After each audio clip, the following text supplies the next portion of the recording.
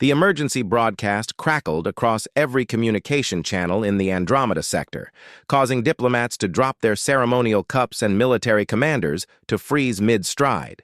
The message was simple, terrifying, and unprecedented. The Vexathara has chosen. The bonding ceremony will commence in 7 rotations. All species are to maintain absolute silence during the ritual period. Interference will result in immediate extermination. Ambassador Kieran Chen sat in stunned silence aboard the diplomatic vessel New Horizon, watching as alien faces around the conference table displayed various expressions of horror. The Altarian's crystalline features dimmed to a sickly yellow, while the Zephyrian delegate's tentacles writhed in agitation. "This cannot be accurate," whispered Commander Thexela, her scaled hands trembling as she clutched the datapad. "The Vexthara hasn't chosen a mate in over 3 millennia, and never from a prey species." Chen felt every eye in the room turn toward him. As the sole human representative in this sector, the weight of an entire galaxy's fear suddenly rested on his shoulders.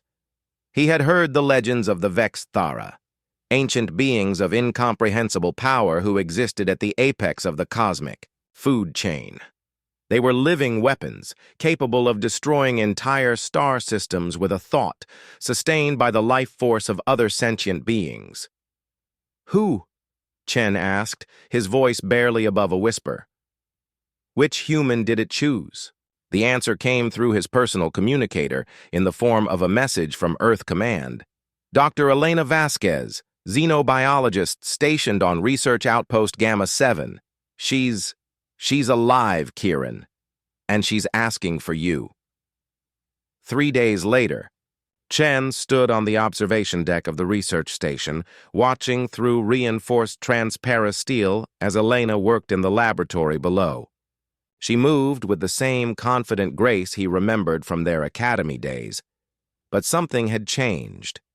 The air around her seemed to shimmer with an otherworldly energy, and when she looked up to acknowledge his presence, her eyes held depths that hadn't been there before. "She doesn't look like someone who's been claimed by a cosmic predator," Chen muttered to Dr. Yates, the station commander. "That's what's so unsettling," Yates replied, wiping sweat from his brow despite the station's climate control.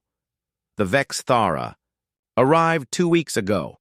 We expected death, destruction. Instead, it just observed her, followed her around like some kind of curious pet.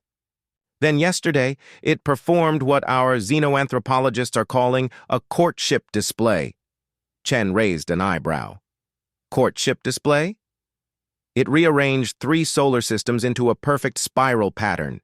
The energy expenditure alone should have been impossible, but our sensors registered it as playful, like a human arranging flowers." The door to the lab hissed open, and Elena emerged, her smile as warm and familiar as ever. "Kieran, I knew you'd come." She embraced him, and he was surprised to feel completely normal. No otherworldly energy, no sense of cosmic dread. Just Elena. "Are you okay?" he asked, searching her face for signs of alien influence. She laughed, the sound echoing strangely in the corridor. "I'm better than okay. I'm in love." Before Chen could respond, the temperature in the corridor dropped by 20 degrees. The lights flickered and a presence filled the space, ancient, vast, and utterly alien. Chen's survival instincts screamed at him to run, but Elena's steady gaze kept him rooted in place. The Vexathara materialized slowly, its form shifting between states of matter. Sometimes it appeared as a writhing mass of shadow and starlight, other times as a vaguely humanoid figure composed of condensed nebulae. When it spoke, its voice resonated in dimensions that human ears weren't designed to perceive. "You are the friend bond of my chosen," it said, each word sending vibrations. "Through Chen's bones, I require understanding." Elena stepped forward, placing her hand on what might have been the creature's arm. The gesture was intimate, protective.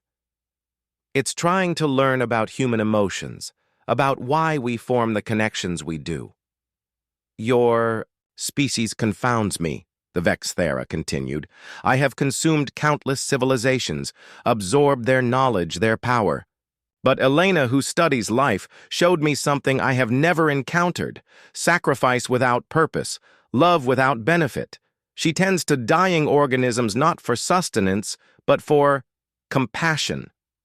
Chen watched as the cosmic entity's form stabilized, becoming almost human in appearance, tall, ethereal, with eyes like distant galaxies. You're learning to be human? I am learning to choose life over consumption. Elena has shown me that existence need not be a zero-sum equation. That power can be used to nurture rather than devour. The implications hit Chen like a physical blow. Across the galaxy, species had built their entire civilizations around the fear of the Vexthera. Military budgets, political alliances, trade, agreements, all structured around the assumption that these beings were unstoppable forces of destruction. The galaxy went silent because they don't understand, Chen realized.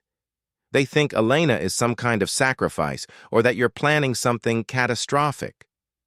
Elena nodded. That's why I asked for you.